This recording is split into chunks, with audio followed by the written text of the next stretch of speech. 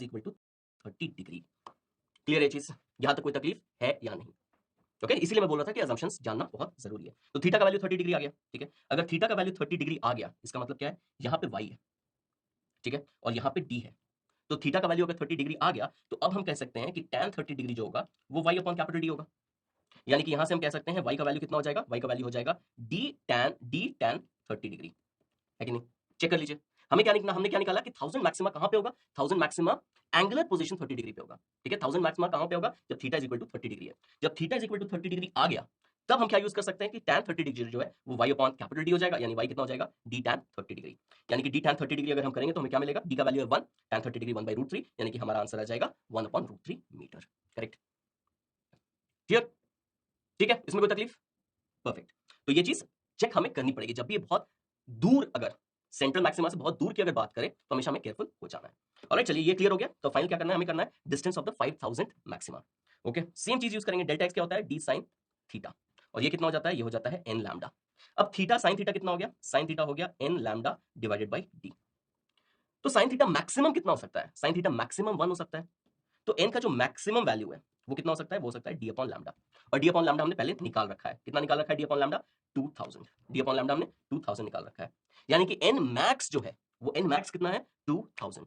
यानी कि 2000 से ऊपर आपको मैक्सिमा नहीं मिल सकता है। यानी कि मेरा आंसर क्या हो जाएगा, मेरा आंसर हो जाएगा 5 n is equal to 5000 is not possible. Correct? Sine theta का वैल्यू 1 से तो आगे नहीं जा सकता है, ठीक है। तो मेरे को जो हाईएस्ट ऑर्डर मैक्सिमा मिलेगा वो 2000 होगा। क्लियर? ऑलराइट, चलिए लंबा क्वेश्चन था बट बहुत अच्छा रिवीजन हो गया ऑलमोस्ट सारे कॉन्सेप्ट्स का। चलिए अब क्या करते हैं, फटाफट आगे बढ़ते हैं और कई सारे क्वेश्चंस सॉल्व करते हुए जाते हैं। तो ये हो गया डन। अब चलते हैं नेक्स्ट क्वेश्चन पे। नेक्स्ट क्वेश्चन क्या है, a light source which emits two wavelengths lambda 1 is equal to 400 nanometer and lambda 2 is equal to 600 nanometer is used in a Young's double slit experiment. If recorded fringe width for lambda 1 and lambda 2 are beta 1 and beta 2 and the number of fringes from within a distance y on the side of the central maxima are m1 and m2 respectively, then तो पहले बता दे रहा हूं, ये multiple option correct है, तो हर एक option analyse करना पड़ेगा। ए है beta 2 greater than beta 1, B है m1 greater than m2, C है from the central maximum third maximum of lambda 2 overlaps with fifth minimum of lambda 1, और ऑप्शन डी है the angular separation of fringes from lambda 1 is greater than lambda 2। ठीक है, तो फटाफट इसको attempt कीजिए, फिर इसका डिस्कशन करते हैं।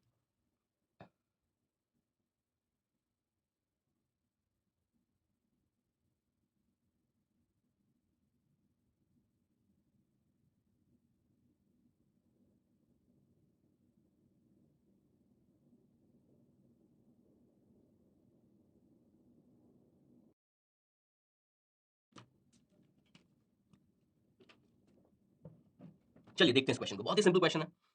सबसे पहले फ्रिंज विड्थ की बात कर लेते हैं। तो बीटा 1 का जो फ्रिंज विड्थ होगा, जो बीटा 1 फ्रिंज विड्थ होगा वो कितना हो जाएगा, वो हो जाएगा लैम्डा 1 डी अपॉन डी, यानी कि कितना, 400 nanometre into D upon D. ठीक है, अभी समझ में आ रहा है कि मैंने 400 लिया है क्योंकि हमें सिर्फ कंपैरिजन करना है, तो 400 मैंने उसको ऐसा यूनिट्स में चेंज नहीं किया है। बीटा 2 कितना आ जाएगा, बीटा 2 आ जाएगा 600 कैपिटल डी बाई डी। तो कौन बड़ा है भाई, सिंपल सी बात है, beta 2 is greater than beta 1, simple सी बात है, कोई तकलीफ नहीं है इसमें। तो एक तो आ गया। दूसरा पार्ट क्या है कि एक पर्टिकुलर डिस्टेंस y में किसके नंबर ऑफ फ्रिंजेस ज्यादा होंगे, सिंपल सी बात है, पर्टिकुलर डिस्टेंस में जिसका फ्रिंज विड्थ कम है, मान लीजिए जिसका फ्रिंज विड्थ कम है तो इतने सारे फ्रिंजेस मिलेंगे, लेकिन अगर किसी का फ्रिंज विड्थ ज्यादा है तो उसके क्या मिलेंगे, नंबर ऑफ फ्रिंजेस कम मिलेंगे। कॉमन सेंस की बात है, यानी कि यहां से हम क्या कह सकते हैं कि जिसका फ्रिंज विड्थ ज्यादा है, किसका ज्यादा है, 2 का ज्यादा है, तो उसके नंबर ऑफ फ्रिंजेस जो है वो कम मिलेंगे। ओके, यानी पहला दो ऑप्शन तो फटाफट क्लियर हो गया सिर्फ कॉमन सेंस यूज करके। क्लियर? चलिए नेक्स्ट पार्ट पे चलते हैं। नेक्स्ट पार्ट में क्या कह रहा है कि from the central maxima third maximum of lambda 2 overlaps with fifth minimum of lambda 1। अब हमें पता है कि y क्या होता है, ठीक है, मैक्सिमा के लिए y क्या होता है, मैक्सिमा के लिए y होता है n lambda by T. Correct? तो किसकी बात हो रही है, थर्ड मैक्सिमम ऑफ लैम्डा 2 की बात हो रही है। तो ये हो जाएगा 3 मल्टीप्लाइड बाय लैम्डा 2 यानी कि 600 डिवाइडेड बाय डी, यानी कि 1800 divided by T. Oh sorry, ये मैंने गलत लिख दिया, हो ऐसा होता है। ठीक है, एनीवे कोई फर्क नहीं पड़ेगा, हमारे आंसर में कोई फर्क नहीं पड़ेगा। तो ये हो जाएगा 3 multiplied by 600 into capital D upon small D, यानी कि 1800 डी बाई डी। मिनिमा के लिए क्या होता है, मिनिमा के लिए हमने देखा है ये होता है n minus half lambda D by D. तो कौन सा minima, fifth minima of lambda 1। तो अगर n इज इक्वल टू 5 डालेंगे तो ये कितना हो जाएगा, ये हो जाएगा, ये हो जाएगा कितना हो जाएगा, ये फिफ्थ मिनिमा। तो 5 माइनस हाफ यानी कि ये हो जाएगा 10 माइनस 1 यानी कि 9/2। 9/2 मल्टीप्लाइड बाय लैम्डा, लैम्डा कितना है 400, फिर हमारे पास capital D upon small D. ठीक है, तो ये हो जाएगा 200 यानी कि ये आ जाएगा 1800 capital D upon small D. ठीक है, तो ओवरलैप कर रहा है, दोनों सेम पोजीशन पे होंगे। करेक्ट? तो ओवरलैप हो रहा है यानी कि ऑप्शन सी भी करेक्ट ऑप्शन होगा, सिंपल सी चीज है। चलिए नेक्स्ट नेक्स्ट क्या है हमारे पास, नेक्स्ट हमारे पास the angular separation of fringes from lambda 1 is greater than lambda 2। ठीक है, एंगुलर सेपरेशन। ओके, तो लैम्डा 1 का क्या है, वेवलेंथ कम है, तो इसका जो फ्रिंज विड्थ होगा वो छोटा होगा। मान लेते हैं कि ये एक मैक्सिमा और ये दूसरा मैक्सिमा, तो एंगुलर सेपरेशन कहां से लेते हैं, एंगुलर सेपरेशन हम इसको कहते हैं, ये जो एंगल होगा थीटा, इसको हम कहेंगे एंगुलर सेपरेशन। ठीक है, एंगुलर सेपरेशन हमेशा कहां से मेजर करेंगे हम, जो सेंटर है अपना, जो मिड पॉइंट है, दोनों स्लिट्स का जो मिड पॉइंट है। ठीक है, तो इनका जो एंगुलर सेपरेशन है वो इतना है। लेकिन अगर कोई ऐसा वेवलेंथ है जिसके लिए सेंटर पे तो उसका भी मैक्सिमा बनेगा, सेंटर पे तो सबका मैक्सिमा बनेगा। ठीक है, इसका फ्रिंज विड्थ बड़ा है, तो इस केस में एंगुलर सेपरेशन जो होगा वो क्या हो जाएगा, वो बड़ा हो जाएगा। ठीक है, यानी कि angular separation of fringes from, इसको क्या क्या कह लें, इसको हम कह लें लैम्डा 1 के लिए हम कह लेते हैं थीटा 1 और लैम्डा 2 के लिए कह लेते हैं थीटा 2। तो थीटा 2 बड़ा हो जाएगा थीटा 1 से, यहाँ पे बोल रहा है थीटा 1 बड़ा होगा थीटा 2 से, यानी कि ऑप्शन डी रॉन्ग ऑप्शन होगा। क्लियर? चलिए, तो बहुत ही सिंपल कॉमन सेंस यूज करके सारे क्वेश्चंस बन सकते हैं। ठीक है, जो कॉन्सेप्ट था वो हमने डिस्कस कर लिया, बस यही कॉन्सेप्ट्स लगाने हैं। ऑलराइट, चलिए नेक्स्ट क्वेश्चन पे चलते हैं फटाफट। A B C correct option आ गया, आगे बढ़ते हैं। नेक्स्ट क्या है, a Young's double slit interference arrangement with slits S1 and S2 is immersed in water. Refractive index is equal to 4/3 as shown in the figure. ठीक है, figure देख लीजिए।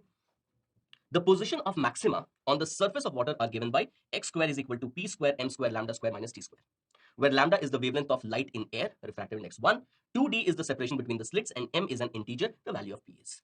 ठीक है, तो हिंट दे रहा हूं, यहां पे क्या हो रहा है, एक लाइट आ रही है जो एयर में ट्रैवल कर रही है और दूसरी लाइट आ रही है जो वाटर में ट्रैवल कर रही है, किसी दूसरे मीडियम में ट्रैवल कर रही है। तो यहाँ पे किसका कॉन्सेप्ट आएगा, ऑप्टिकल पाथ लेंथ का क्वेश्चन आएगा, ऑप्टिकल पाथ लेंथ का कॉन्सेप्ट आएगा। ठीक है, उसको रिकॉल कीजिए, बहुत ही सिंपल क्वेश्चन है, अटेम्प्ट कीजिए, फिर डिस्कस करते हैं।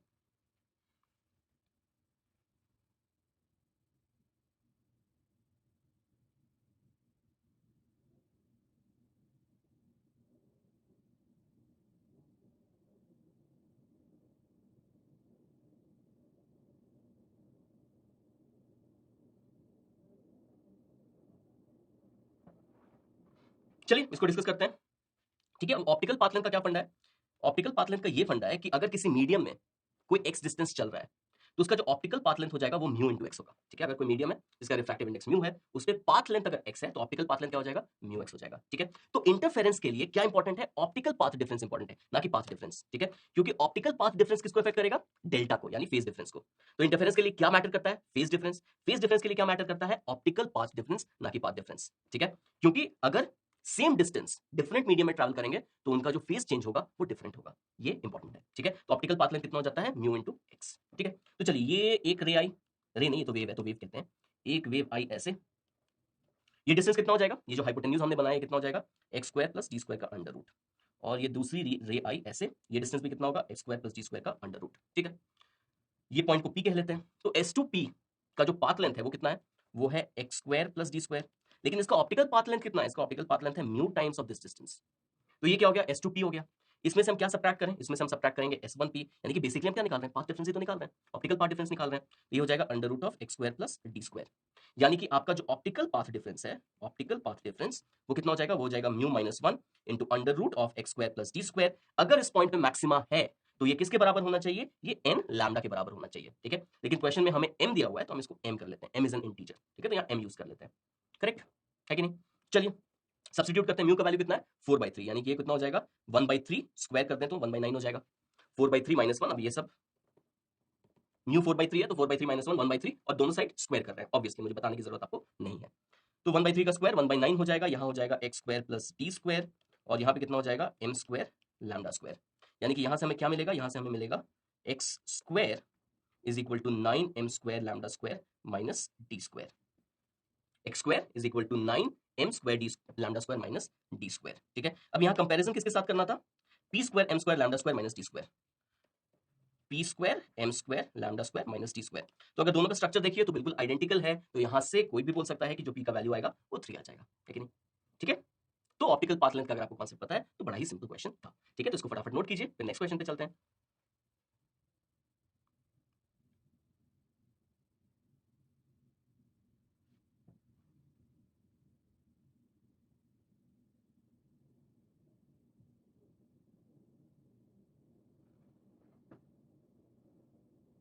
ऑलराइट, चलिए फिर नेक्स्ट क्वेश्चन पे चलते हैं। नेक्स्ट क्वेश्चन क्या है, A Young's double slit experiment is performed using light of wavelength lambda is equal to 5000 angstrom, which emerges in phase from two slits.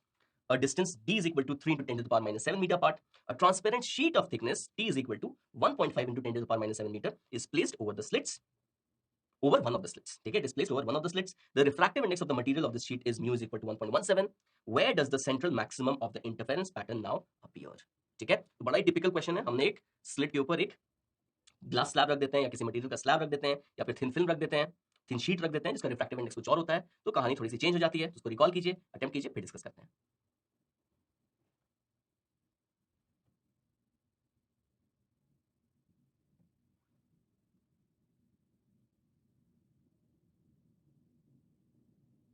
और चलिए इसको डिस्कस करते हैं।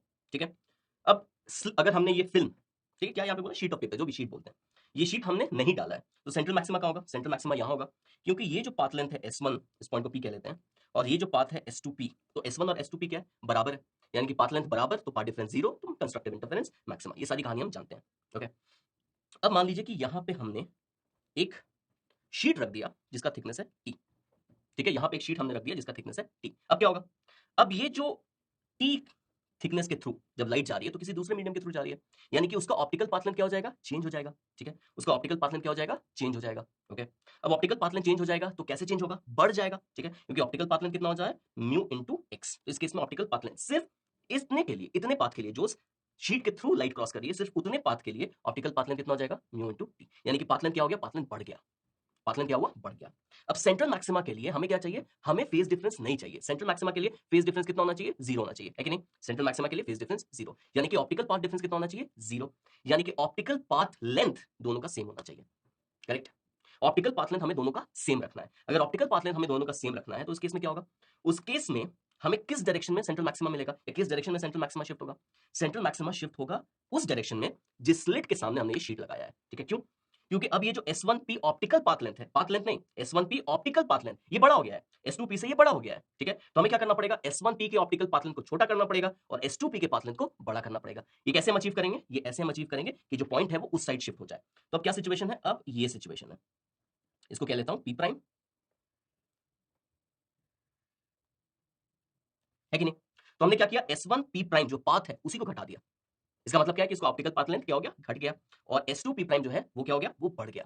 ठीक है, एक क्वांटिटी ज्यादा है, एक क्वांटिटी कम है, तो दोनों को अगर इक्वल करना है तो इसको घटाना पड़ेगा, इसको बढ़ाना पड़ेगा, बस। तो हम किधर शिफ्ट किए करेंगे? हमें हमारा जो सेंट्रल मैक्सिमा है वो शिफ्ट हो जाएगा टुवर्ड्स द स्लिट जिसके ऊपर हमने शीट लगाया है। करेक्ट, ठीक है। अब दोनों के बीच में पाथ डिफरेंस क्या होगा? अब एक सेकंड के लिए आप भूल जाइए कि शीट है, एक सेकंड के लिए आप भूल जाइए कि यहाँ कोई शीट है, भूल जाइए। एक सेकंड के लिए अगर हम भूल गए कि यहाँ कोई शीट है, ठीक है, और ये एंगल ऑब्वियसली थीटा होगा, ड्रॉ नहीं कर रहा हूँ, गंदा हो जाएगा। यहाँ से जो हम एंगल लेंगे, चलो ड्रॉ कर ही देता हूँ, ये एंगल थीटा है। ठीक है, अगर हम भूल गए, ठीक है, तो उस केस में जो पाथ डिफरेंस होता है वो कितना हो जाता है? वो हो जाता है डी टैन थीटा। ठीक है, सारे अप्रोक्सीमेशन को हम ले रहे हैं। ये कैसा पाथ डिफरेंस है? S2P prime. ये कैसा पाथ डिफरेंस है? S2P prime minus S1P prime. Correct, ये इसकी वजह से क्या आया है? डी टैन थीटा आया है, चेक कर लीजिए। ठीक है, ये तो टिपिकल केस है। तो S2P prime minus S1P prime कितना हो गया? ये पाथ डिफरेंस दोनों के बीच का कितना हो गया? ये डी टैन थीटा हो गया। ठीक है, लेकिन अब जब हमने शीट डाल दिया, अब हमने जो शीट डाल दिया उसकी वजह से पाथ डिफरेंस कितने से चेंज हो जाएगा? ठीक है, उसकी वजह से पाथ डिफरेंस कितने से चेंज हो जाएगा? यहाँ पे वो सेम लेंथ, वो सेम टी लेंथ एयर में है, और यहाँ पे वो सेम टी लेंथ कितना है? ये है आपके उस शीट के थ्रू। ठीक है, यानी कि ऑप्टिकल पाथ डिफरेंस सिर्फ उस छोटे से पाथ के लिए कितना हो जाएगा? वो हो जाएगा म्यू टी माइनस टी, यानी कि म्यू टी माइनस 1। यानी कि हमारा जो ऑप्टिकल पाथ डिफरेंस है वो कितने से चेंज हो जाएगा? वो म्यू टी माइनस 1 से चेंज हो जाएगा। लेकिन वो बढ़ेगा कि घटेगा? सोच के बताइए, वो बढ़ेगा कि घटेगा? वो घटेगा। जो हमारा ऑप्टिकल पाथ डिफरेंस है वो घटेगा। अब ये तो समझ में आ गया कि optical path difference mu into T minus 1 से घटेगा। ठीक है, म्यू इंटू टी माइनस 1 से चेंज होगा, लेकिन घटेगा। क्यों घटेगा? कि अब हमने क्या लिया था? S2P prime minus S1P prime. S2P prime बड़ा था, S1P प्राइम छोटा था, लेकिन ये जो स्लैब इंसर्ट कर दिया इससे ऑप्टिकल पाथ किसका बढ़ गया? S2P प्राइम का बढ़ गया। ठीक है, यानी कि मान लीजिए कि आप पहले 10 में से 5 घटा रहे थे, ठीक है, आप 10 में से 5 घटा रहे थे, लेकिन अब क्या हुआ? ये शीट डालने से ये जो 5 है, ये जो पाथ लेंथ है, ये थोड़ा बढ़ गया, ये मान लेते हैं बढ़ के 7 हो गया, यानी कि आप 10 में से क्या घटा रहे हैं? 7 घटा रहे हैं। ठीक है, just for example.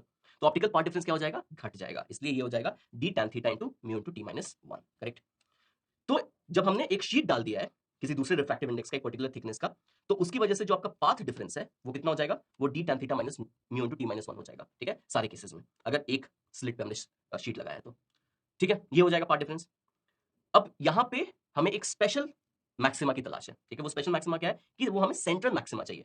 Constructive interference के लिए हमें क्या चाहिए? कि ये एन लैम्डा हो जाना चाहिए। ठीक है, तो इससे आपको क्या मिलेंगे? इसका आपको सारे पॉइंट्स मिलेंगे जहाँ पे मैक्सिमा आएगा। करेक्ट, लेकिन हमें एक स्पेशल मैक्सिमा की तलाश है। वो स्पेशल मैक्सिमा कौन सा है? वो स्पेशल मैक्सिमा है सेंट्रल मैक्सिमा।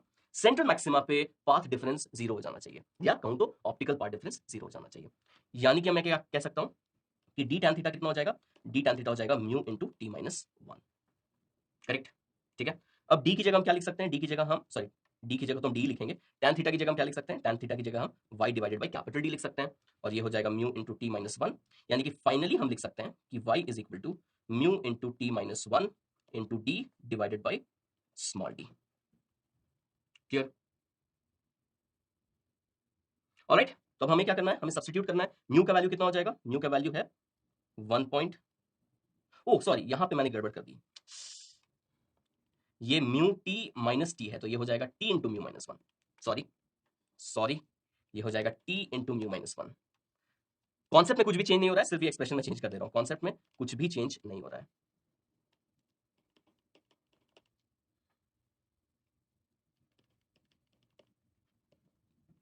ठीक है, तो टी का वैल्यू कितना है? टी का वैल्यू हमारा 1.7 into 10 to the power minus 1.5 into 10 to the power minus 7। Mu minus 1 कितना हो जाएगा? 0.17। डी हमें दिया नहीं है, तो डी के टर्म्स में आंसर निकालना पड़ेगा, और स्मॉल डी हमें दिया है 3 into 10 to the power minus 7। ठीक है, तो आप इसको कैलकुलेट करेंगे, सिंपल सा कैलकुलेशन है, आप इसको कैलकुलेट करेंगे तो आपका भाई आ जाएगा 0.085 डी। ऑलराइट, तो ये हो जाएगा हमारा आंसर। ओके, तो ये चीज को अपने को ध्यान में रखना है। ये चीज को ध्यान में रखना है कि path difference, optical path difference क्या हो जाएगा अगर एक स्क्रीन सॉरी एक स्लिट के अगर हमने शीट लगा दिया तो। क्लियर? ठीक है, अब सेंट्रल मैक्सिमा निकालना है, इसलिए इसको 0 किया, वरना ये इक्वल टू क्या हो जाता है? N lambda for generalised value of maxima. ठीक है, चलिए ये क्लियर है? एकदम क्लियर, कोई दिक्कत इसमें? तो अगर ये क्लियर है तो फटाफट हम चलते हैं नेक्स्ट क्वेश्चन पे। तो नेक्स्ट क्वेश्चन है ये, in Lloyd's interference experiment 10 fringes occupy a space of 1.5 millimeter. The distance between the source and the screen is 1.25 meter. If light of wavelength 6000 angstrom is used, find the distance of the source from the plane mirror. ठीक है, यहाँ पे क्या हमारे पास एक plane mirror है, ठीक है, उससे रिफ्लेक्शन हो रहा है, तो एक लाइट डायरेक्टली स्क्रीन पे जाएगी, एक लाइट रिफ्लेक्ट होकर जाएगी, तो यहाँ पे इंटरफेरेंस हो सकता है। ठीक है, 10 फ्रिंजेस का जो डिस्टेंस है वो हमें 1.5 मिलीमीटर दे दिया है। ठीक है, तो इस क्वेश्चन को फटाफट अटेम्प्ट कीजिए, सोचिए कि मिरर के रिफ्लेक्शन की वजह से क्या होगा, इस क्वेश्चन को कैसे डील कर सकते हैं, फिर इसका डिस्कशन करते हैं।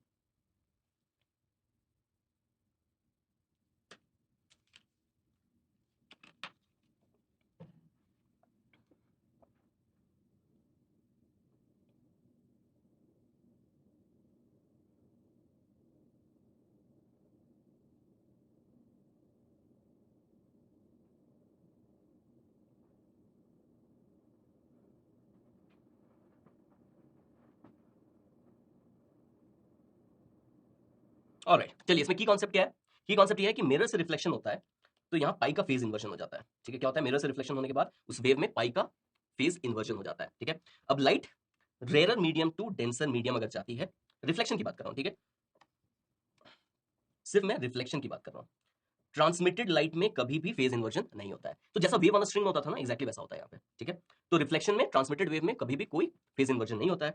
अगर रेयर टू डेंसर जा रही है लाइट, ठीक है, rare medium to denser light, denser medium में जा रही है, तो रिफ्लेक्टेड लाइट में क्या होगा? फेज इन्वर्जन ऑफ पाई। तो जो मिरर है इसको हम यही मानेंगे कि ये डेंसर मीडियम है, तो रेयर मीडियम से डेंसर मीडियम जा रही है तो फेज इन्वर्जन ऑफ पाई, और अगर denser medium to rare medium जा रही है तो नो फेज इन्वर्जन। बस इतनी सी चीज ध्यान में रखनी है। ऑलराइट, चलिए तो हम क्या करेंगे कि यहाँ जो रिफ्लेक्शन हो रहा है, तो हमें क्या लगेगा कि हमें अगर यहाँ से हम ऑब्जर्व करें तो हमें लगेगा कि लाइट यहाँ से आ रही है। ठीक है, एक लाइट तो डायरेक्टली ऐसे जा रही है और दूसरी लाइट कहाँ से आ रही है? दूसरी लाइट यहाँ से आ रही है। ठीक है, तो ये एक छोटा सा असम्पशन अगर हम ले लें तो हमारा जो क्वेश्चन है वो सॉल्व करना ईजी हो जाएगा। तब क्या हो गया? हम बोल सकते हैं ना कि ये तो डबल स्लिट एक्सपेरिमेंट ही है। सेटअप कैसा है? एक्जैक्टली डबल स्लिट एक्सपेरिमेंट जैसा, और दोनों स्लिट के बीच का जो डिस्टेंस हो जाएगा वो कितना हो जाएगा? 12 हो जाएगा। ठीक है, तो अगर ये एंगल थीटा है, अगर ये एंगल थीटा है, तो पाथ डिफरेंस कितना हो जाएगा? पाथ डिफरेंस हो जाएगा डी टैन थीटा, हाँ कि ना? पाथ डिफरेंस कितना हो जाएगा? D tan theta. ये फिर से एक्सप्लेन करने की जरूरत नहीं है। ओके, पाथ डिफरेंस हो जाएगा डी टैन थीटा, क्योंकि S1 और S2 मिलकर क्या बना रहा है? एक टिपिकल YDAC का सेटअप बना रहा है। बट यहाँ डिफरेंस क्या है? यहाँ डिफरेंस ये है कि ये जो लाइट है इसमें पाई का फेज इन्वर्जन हो चुका है, या फिर अगर पाथ डिफरेंस के बारे में बात करें तो λ/2 का पाथ चेंज हो चुका है। करेक्ट, यानी कि अब जो टोटल पाथ डिफरेंस है वो कितना हो जाएगा? वो हो जाएगा D tan theta plus λ/2। D tan theta सिर्फ पाथ डिफरेंस की वजह से, और एक जो रिफ्लेक्शन हुआ उसकी वजह से एडिशनल λ/2 का पाथ डिफरेंस आ जाएगा। ठीक है, अगर हमें मैक्सिमा चाहिए तो ये n लैम्डा के बराबर होना चाहिए। डी टैन थीटा, ठीक है, तो स्क्रीन पे जो पॉइंट है उसको हम उसका डिस्टेंस y ले लेते हैं, तो टैन थीटा कितना हो जाएगा? टैन थीटा हो जाएगा y divided by capital D। Small D की जगह हम क्या लिख सकते हैं, स्मॉल डी की जगह हम लिख सकते हैं 2l, this is equal to n minus half lambda, और यहां से हम y का वैल्यू लिख सकते हैं n minus half into lambda capital D upon 2l। Correct, ऐसा लिख सकते हैं। इसमें कोई तकलीफ? क्लियर? ओके, चलिए। तो अब हमें क्या बताया गया है, हमें फ्रिंज विड्थ इसने बता दिया है, ठीक है। 10 फ्रिंज जो है 10 इंटू बीटा, ये हमें इसने बता दिया है कि 1 कितना है, 10 फ्रिंजेस कितना दिया हुआ है इसमें, 1.5 मिलीमीटर में है, ठीक है। तो 10 beta is equal to 1.25 millimetre, यानी कि beta is equal to 0.125 millimetre. Correct. अब यहां से हमारे पास y के मैक्सिमा के सारे पॉइंट्स आ गए। अब यहां से क्या पता चल रहा है कि जो आपका फ्रिंज विड्थ होगा वो कितना हो जाएगा, ठीक है, n माइनस हाफ, ठीक है। तो क्या होगा, सबसे पहले आएगा हाफ, इस वैल्यू को चलिए क्या मान लेते हैं, z मान लेते हैं, ठीक है। इस वैल्यू को हम z मान लेते हैं, या चलिए इस वैल्यू को हम z मान लेते हैं। तो पहले कितना आएगा, हाफ z, फिर क्या आएगा 3/2z, फिर क्या आएगा 5/2z। तो आपका जो बीटा है बेसिकली कितना हो जाएगा, हाफ माइनस 3/2 माइनस हाफ कितना हो जाएगा 1, यानी कि आपका जो बीटा है वो लैम्डा डी अपॉन 2l ही रहेगा। करेक्ट। तो ये लैम्डा डी अपॉन 2l हमें कितना दिया हुआ है, ये हमें दिया हुआ है 0.125 मिलीमीटर। तो यहाँ से हमें क्या निकालना है, यहाँ से हमें l निकालना है। तो l निकालने के लिए सब्स्टिट्यूट करते हैं, लैम्डा है 6000 एंगस्ट्रॉम, यानी कि 6000 × 10⁻⁻10 into capital D 1.25 divided by 2 into 0.125, ठीक है। इसको आप कैलकुलेट कीजिएगा, सिंपल सा कैलकुलेशन है, कैलकुलेट कीजिएगा तो आपका 2.5 मिलीमीटर आ जाना चाहिए। ऑलराइट, उम्मीद है 2.5 मिलीमीटर आ जाना चाहिए। ऑलराइट, डेटे में तो कोई गड़बड़ नहीं है, नहीं है, तो आपका आंसर ये आ जाना चाहिए। ऑलराइट, तो जब मिरर से रिफ्लेक्शन हो तो दो चीज ध्यान में रखनी है, एक रिफ्लेक्शन के कारण फेज इन्वर्जन होगा, और दूसरी चीज क्या ध्यान में रखनी है कि इसको हम अज्यूम कर सकते हैं कि लाइट दो सोर्स से आ रही है, तो एक टिपिकल YDAC का सेटअप बन जाता है। Alright, perfect, clear. तो अगर ये क्लियर है तो हम फटाफट चल सकते हैं नेक्स्ट क्वेश्चन पे। तो नेक्स्ट क्वेश्चन क्या है, नेक्स्ट क्वेश्चन है थिन फिल्म इंटरफेरेंस पे। So white light with a uniform intensity across the visible wavelength range 430 to 690 nanometer is perpendicularly incident on a water film of index of refraction mu is equal to 1.33 and thickness d is equal to 320 nanometer that is suspended in air. At what wavelength lambda is the light reflected by the film brightest to an observer? ठीक है, तो simple thin film interference का concept है, तो उसको recall कीजिए। वो concept अक्सर भूल जाते हैं, बट अगर आप भूल भी गए तो बहुत आराम से उसको डिराइव कर सकते हैं, कुछ भी मुश्किल नहीं है, ठीक है। एक बार अटेम्प्ट कीजिए, फिर डिस्कस करते हैं।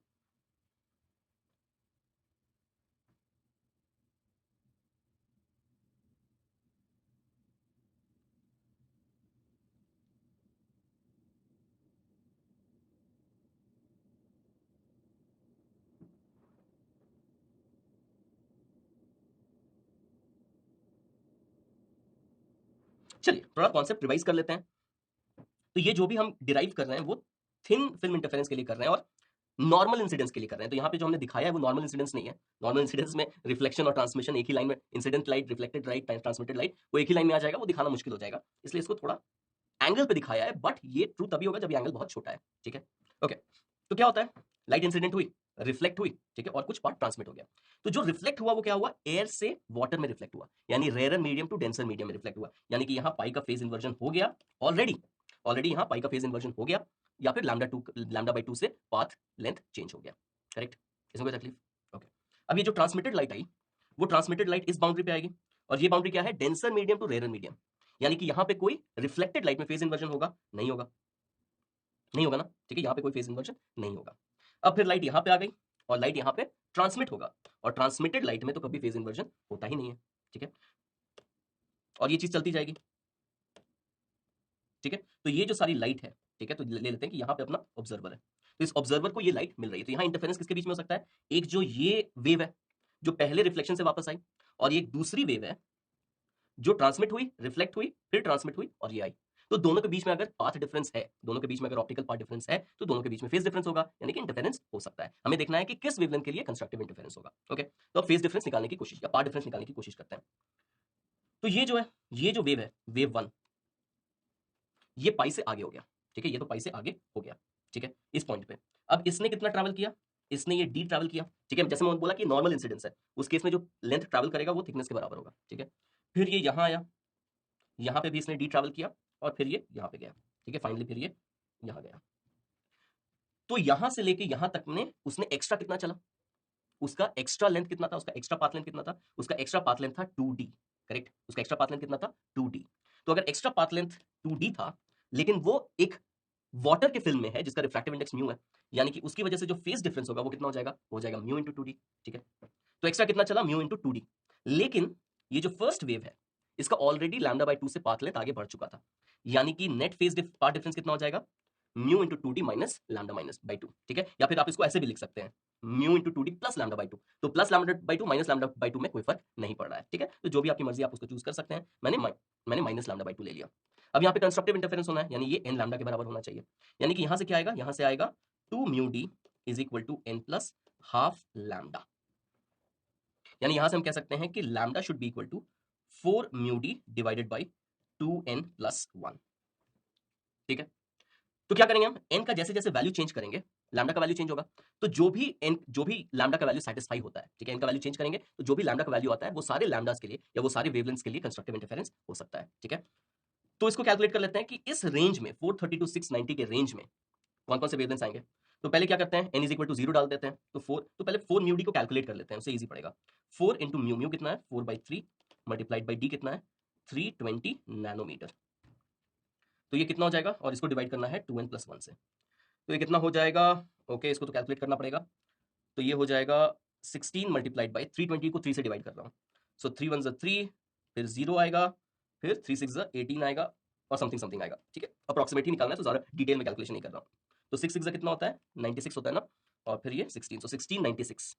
तो ये हो जाएगा 1696 डिवाइडेड बाई 2n प्लस 1। तो n इक्वल टू 0 डालेंगे तो कितना आएगा 1696 आएगा। फिर n इज इक्वल टू 1 डालते हैं तो 1696 डिवाइडेड बाई 3 आ जाएगा। तो ये कितना हो जाएगा 3 5 15, फिर 19 आ जाएगा तो 3 6 18, फिर 16 आ जाएगा तो 3 5 15, तो लगभग 565 नैनोमीटर। ठीक है, उसके बाद n का वैल्यू 2 डालेंगे तो 5 आ जाएगा, तो 5 आ जाएगा तो 300 समथिंग हो जाएगा, यानी कि वो रेंज से बाहर चला जाएगा। यानी कि lambda is equal to 565 nanometer के लिए हमें कंस्ट्रक्टिव इंटरफेरेंस मिलेगा। कंस्ट्रक्टिव इंटरफेरेंस मिलेगा मतलब ये जो पर्टिकुलर कलर है ये रिफ्लेक्टेड लाइट में सबसे ब्राइट दिखेगा, इसकी इंटेंसिटी सबसे ज्यादा होगी। करेक्ट, तो बस यही कॉन्सेप्ट था, फटाफट इसको नोट कर लीजिए।